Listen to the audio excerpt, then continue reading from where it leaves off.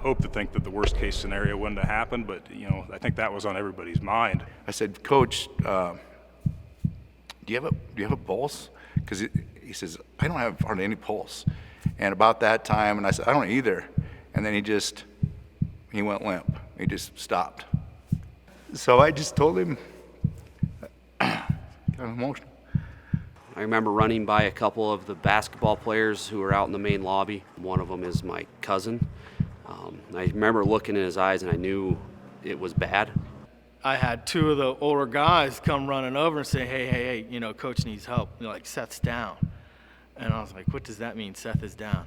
I truthfully didn't think Seth was going to make it. It was terrifying.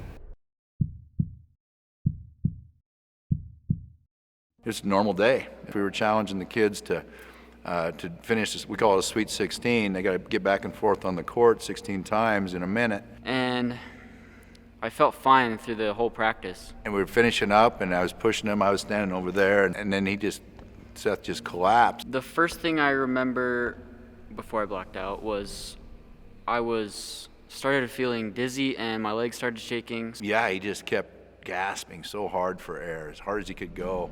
I called 911. Seth seemed to kind of quit responding. He seemed to kind of go limp. I go, hey Clint, I don't have a pulse, man. I don't have a pulse.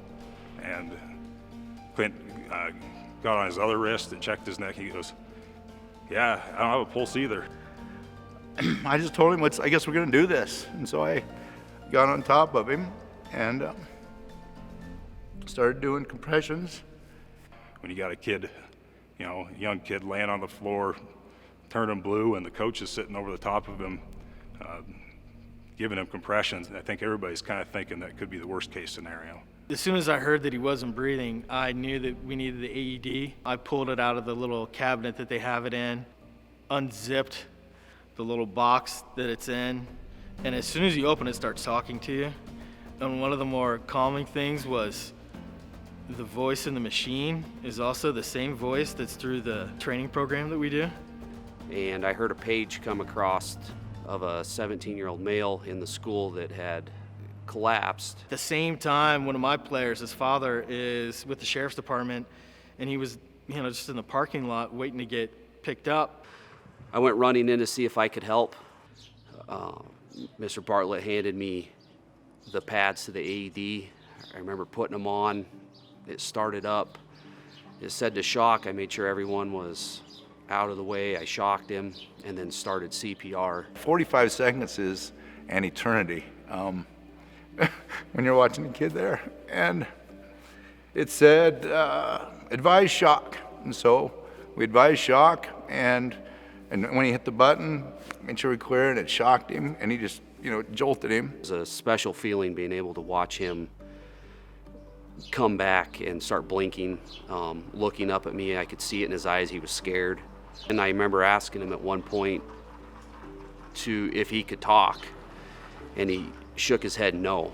And I knew right then that he was responsive. He knew what I was saying. He was back with us. Eventually, he just slowly kind of came back to life. I know I was sitting at that rail there just praying that he would.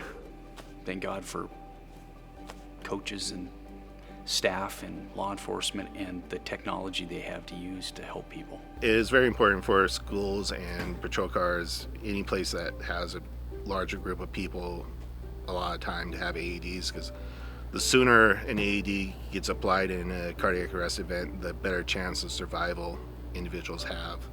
Yeah, I think that's 100% what saved my life, because I went to the hospital and multiple doctors told me that if I wasn't at a place that had an AED, it wouldn't have been there to help save me.